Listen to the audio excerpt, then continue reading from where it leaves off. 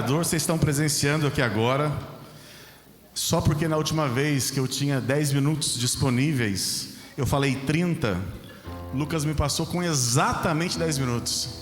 Você é um monstro, Lucas. Um monstro. A gente vai aprender a trabalhar, né? Um monstro. Pode ser que eu estoure uns minutinhos aí. Se vocês precisarem se ausentar, mas eu vou tentar me ater mais ao meu script, para ir um pouco mais rápido então. Eu queria começar lendo um versículo, se puder colocar para mim, de Mateus, capítulo 22, versículo 29. Jesus respondeu: vocês estão enganados, porque não conhecem as Escrituras, nem o poder de Deus. Queria que vocês lessem comigo, por favor. Jesus respondeu: vocês estão enganados, porque não conhecem as Escrituras e nem o poder de Deus. Amém. Algum dos medos que eu tenho, e eu vou te falar aqui um dos piores, porque eu temo muito a minha postura perante Deus, é de estar errando, de cometer erros, de estar em algum quesito completamente errado. A gente discute em casa às vezes alguns absurdos que a gente vê no meio dito evangélico, e pessoas que cometem erros crassos, gravíssimos. Eu fico pensando, falei com o Lucas algumas vezes, com o Daniel, com o meu pai, falei, será que tem algum erro em nós que seja tão absurdo assim, e a gente não está tendo a cuidade para descobrir? Mau caratismo não é um erro. Mau caratismo é uma coisa voluntária. Meu pai comentou dos pastores que pedem para a ovelha sentar no colo dele, mas tem coisa muito pior do que isso. Tem uma seita aí que o pastor, ele quer curar a fertilidade da irmãzinha pelo sêmen dele. Coisas gravíssimas que a gente vê, erros gravíssimos, que isso não é um erro de conduta, e sim uma falta de caráter. Eu vi uma situação também, que eu não vou colocar aqui agora, mas que mostra que pessoas em prol do nome de Deus cometem erros gravíssimos, e são erros que não são involuntários, são erros de falta de caráter. Existe sobre os erros que eu posso falar que existem. Eu vi uma pessoa super gabaritada da igreja adventista falando um absurdo, e como ele falou abertamente em rede social, eu posso falar aqui. Ele colocou que algum crente que não tenha lido pelo menos um livro da senhora Ellen White por ano, esse daí seguramente está indo para o inferno. Isso é um erro gravíssimo, e a pessoa que fala isso, essa pessoa acredita nisso mesmo. Ela está redondamente enganada. Tem outra seita que agora o patrono da seita morreu, que é o irmão Aldo, onde falam que o Espírito Santo é a Santa Vó Rosa. Algumas coisas distorcidas, mas você conversa com alguém. Eu tenho uma pessoa muito querida que eu gosto muito, que eu falei com ela sobre isso, e ela crê piamente, ela está vivendo um erro claramente, que na nossa avaliação mínima que conhecemos da Bíblia, a gente pode dizer que é uma insanidade pensar assim. Tem um efeito que eu não sei, que eu queria perguntar se vocês já ouviram falar, chama efeito Dunning-Kruger. Alguém já ouviu falar disso? Já? Esse efeito aí é um efeito que eu não conhecia, até vi um anestesista comentando na sala de cirurgia, e achei bem interessante. Esse efeito foi publicado em 99 e recebeu o Prêmio Nobel de Psicologia em 2000. Acontece o seguinte: um homem em 1995, na Pensilvânia, ele foi roubou 2 bancos no mesmo dia. 2 bancos, à luz do dia, sem nenhuma máscara, nenhuma fantasia. Ele foi e roubou os 2 bancos. E como estava muito fácil de identificá-lo, ele foi preso rápido. E quando ele foi preso, ele ficou assustado como é que conseguiram prendê-lo, porque ele falava alguma coisa a respeito de: eu usei o suco. E daí fizeram nesse homem alguns exames toxicológicos, investigaram a questão de álcool e não tinha nada, investigaram a questão de drogas e não tinha nada, passou por avaliação neuropsiquiátrica, não tinha nada. E esse homem entendia que ter passado no rosto um suco de limão faria dele invisível. Então, se ele não tinha nenhum efeito de droga, nenhum efeito de álcool, ele não tinha nenhuma alteração psiquiátrica, só resta uma coisa, que foi o que fez Dunning e Kruger ganhar esse prêmio Nobel. Mostrou que ele estava completamente enganado.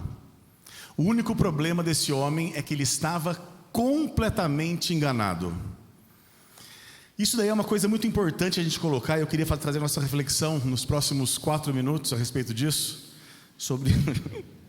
Não era para ser piada, desculpa. O que se concluiu com esse efeito Dunning-Kruger, que quanto menos, isso é curioso de pensar, que uma pessoa em condição saudável, que faz uma coisa dessa de uma forma insana, ela está de uma forma convencional completamente enganada. E quanto menos uma pessoa sabe de um assunto, e na sua vida eu quero que você comece a pensar e puxar na tua memória isso. Quanto menos uma pessoa sabe sobre determinado assunto, maior a sua dificuldade em reconhecer a sua falta de habilidade naquilo. Normalmente a pessoa que não sabe nada de um assunto, ela tem muita dificuldade em realmente achar que não sabe nada. Eu tinha uma paciente recente agora com câncer bilateral de mama, e ela me procurou e ela falou para mim que ela não tinha nada, ela só foi porque a filha insistiu, que é outra paciente minha, que só queria só para satisfazer a filha. E ela estava com um tumor nas 2 mamas, e eu falei assim, ó, a gente vai fazer uma biópsia, mas você está com câncer nas 2 mamas. E ela disse assim, isso não é possível, porque eu não tenho mágoa com ninguém. Eu não sou magoada com ninguém, e câncer só dá em gente magoada, ela disse. Eu biopsiei as mamas dela, confirmou que era um câncer bilateral. E ela continuou dizendo, essa biópsia está errada, porque eu não tenho mágoa com ninguém. E essa paciente, ela foi embora, e eu perdi essa paciente, porque ela estava completamente enganada a respeito do assunto, a respeito da doença, a respeito do mínimo que alguma pessoa que sabe oncologia pode dizer.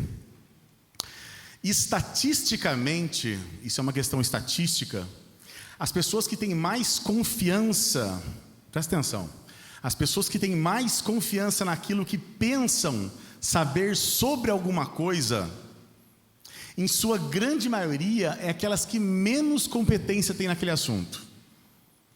Observe na sua prática de vida, normalmente uma pessoa que ela diz saber muito de uma coisa, que é muito segura e confiante, é a pessoa que menos sabe sobre aquilo.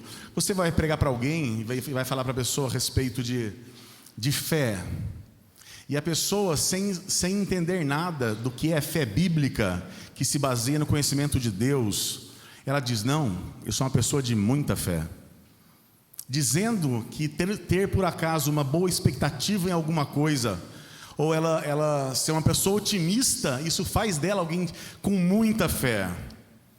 São erros que a pessoa ela comete, principalmente porque não sabe nada das coisas de Deus. Existem alguns erros que a gente pode cometer, que a consequência é pobre. Outros erros a gente não pode cometer, porque a consequência é altíssima.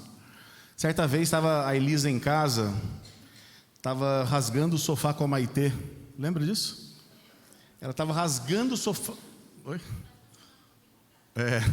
Uma semana de comprar do sofá, e a Elisa rasgando com uma faca com a Maitê, com a amiguinha dela.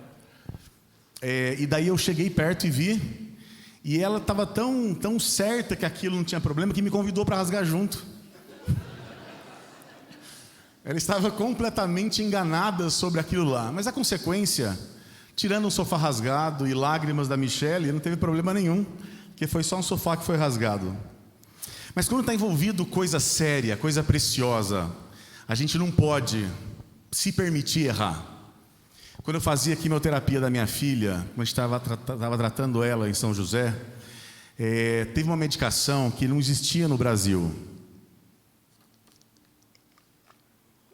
E essa medicação, eu importei da Alemanha, porque existia como a gente importar essa medicação e usar no tratamento, uma parte do tratamento. E junto com a minha filha, outra menininha foi diagnosticada, junto com ela, com a mesma idade semelhante, com uma doença semelhante também, foi diagnosticada. E eu falando desde o começo do tratamento para o pai dessa menininha que essa medicação ela podia fazer muita diferença.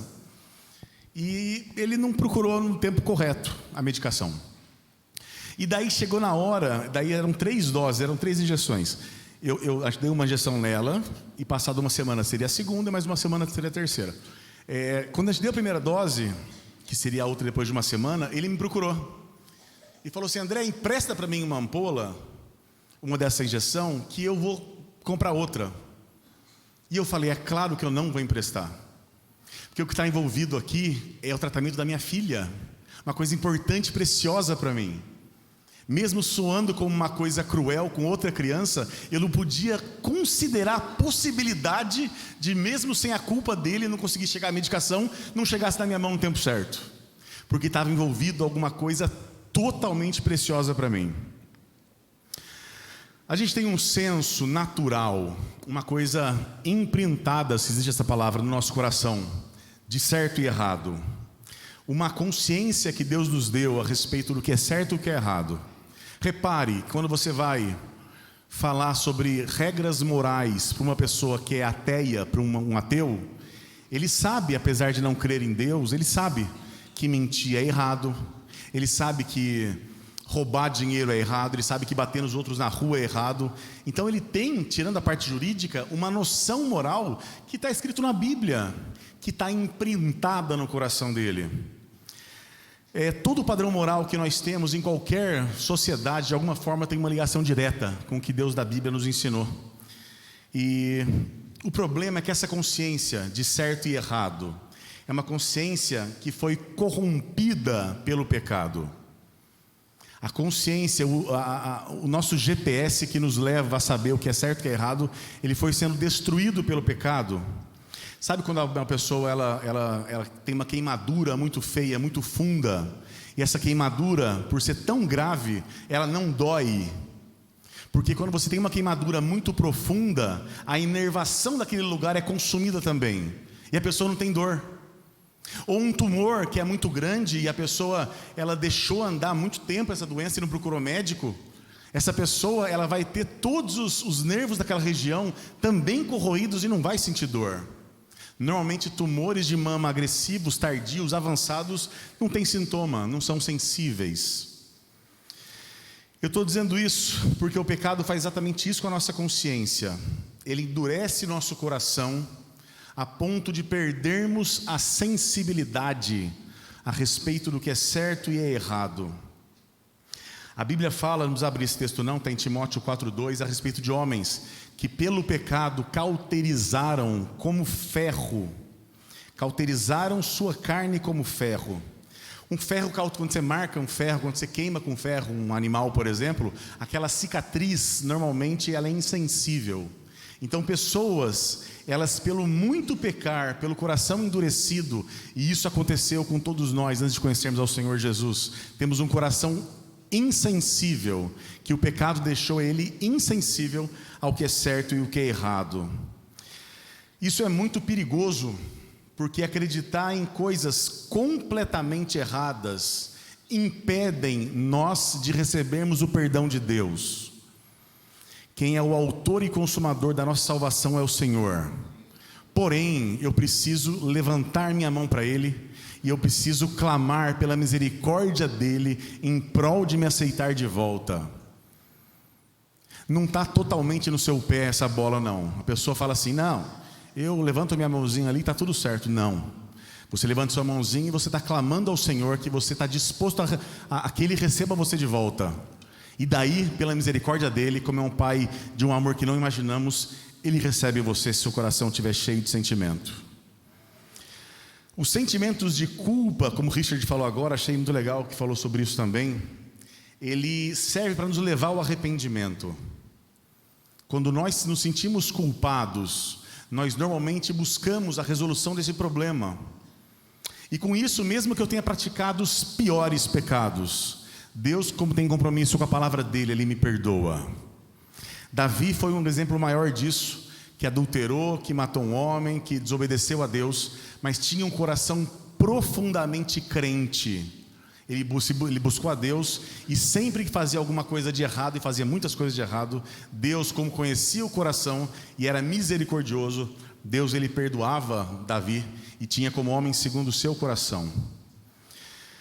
Você pode estar errando sobre tudo, sobre muitas coisas. Eu e você podemos estar com erros gravíssimos e completamente enganados sobre alguma coisa, menos sobre o caminho do céu. A gente não pode estar completamente enganado sobre o caminho do céu. Abre o texto, por favor, conhecido por nós, de Isaías, capítulo 55, versículo 6.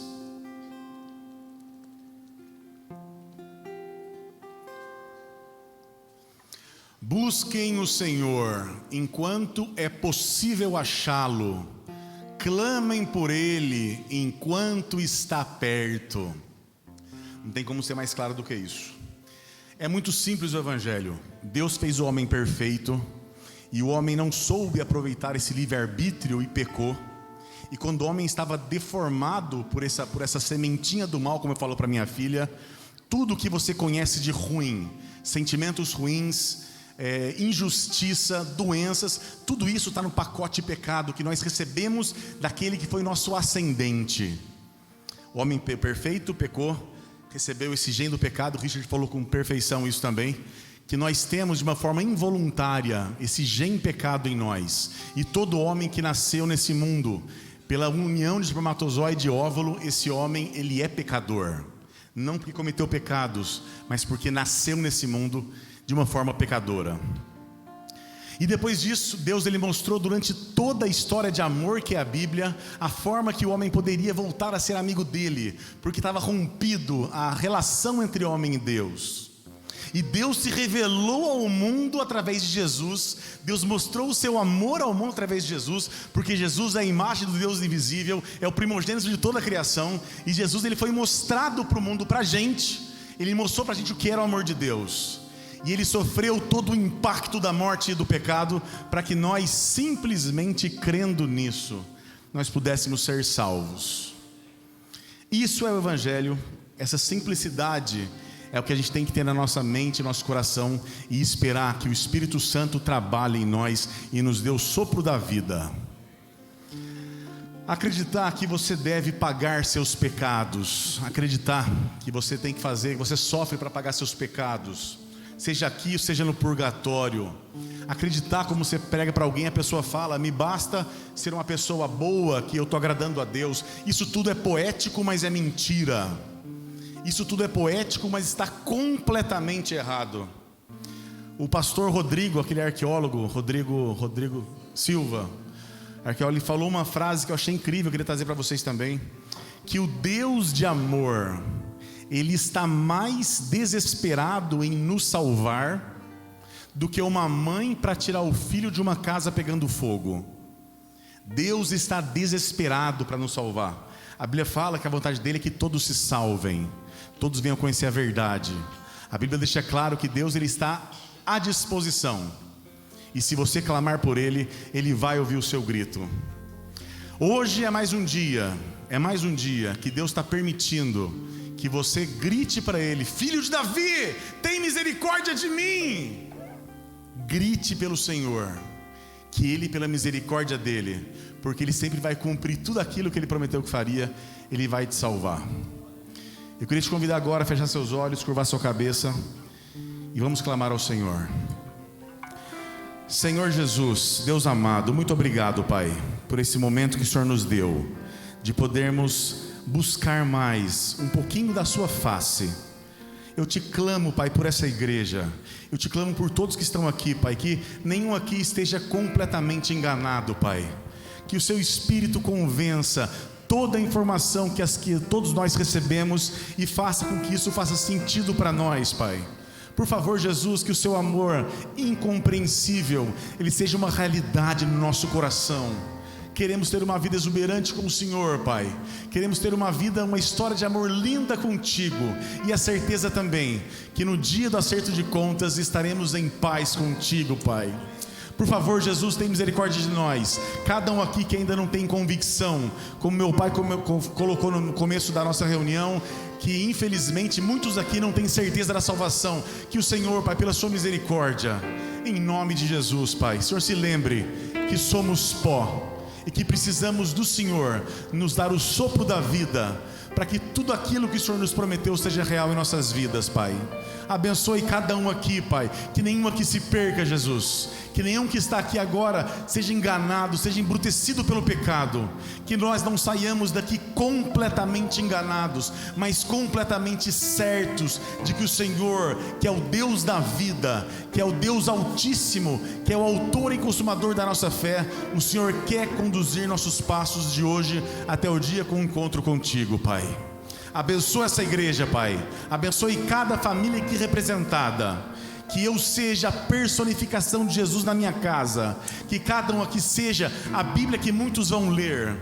Que todas as pessoas que observem a minha conduta, elas fiquem apaixonadas pelo Senhor como nós fomos. E que o Senhor, como Lucas colocou também, Pai, receba pelo nosso sacrifício vivo, pelo gastar de nossas vidas, que o Senhor receba toda a recompensa pelo seu sacrifício, Pai. Abençoa essa igreja, Pai, em nome de Jesus, abençoa essa igreja. Que se houver outra oportunidade daqueles que por um endurecimento de coração não se entregaram a Ti, que o Senhor alcance-os mais uma vez e os preserve até esse dia, Pai. Em nome de Jesus te oramos, certos que o Senhor está aqui agora e o seu Espírito está entrando em cada coração e mente. Te agradecemos em nome de Jesus. Amém.